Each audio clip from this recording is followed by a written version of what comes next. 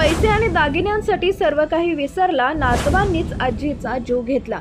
कुटुंबात आई आणि वडिलांनंतर जीव लावणारे आणि घराचा आधार कोण असेल तर आजी आजोबा।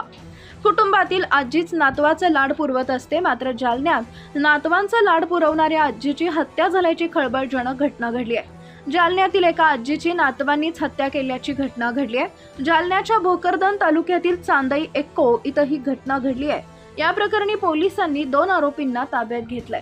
मिळालेल्या माहितीनुसार जालन्याच्या भोकरदन तालुक्यातील चांदई एक्को गावात नातवानंच सोन्याच्या दागिन्यासाठी आजीचा गळा आवळून खून केल्याची धक्कादायक घटना समोर आली आहे। केसराबाई ढाकणे असं मृत महिलेचं नाव आहे। केसराबाई या शेतामध्ये बाजारावर झोपलेली असताना कानातील 30,000 रुपयांचे दागिने ओरबडून घेऊन गळा दाबून खून केल्याची घटना घडली आहे। 2 दिवसांपूर्वी ही घटना घडली। या संदर्भात हसनाबाद पोलीस ठाण्यात गुन्हा दाखल करण्यात आला आहे। पोलिसांनी तपासाची चक्रे फिरवली आणि नातवांनी सोन्याच्या दागिन्यासाठी आजीची हत्या केल्याची धक्कादायक माहिती पोलीस तपासात समोर आली आहे। प्रदीप उर्फ काकासाहेब ढाकणे आणि संदीप ढाकणे अशी संशयित आरोपींची नावे आहेत। पोलिसांनी आरोपींना कोर्टात हजर केला असता कोर्टानं आरोपींना 2 दिवसांची पोलीस कोठडी सुनावली आहे।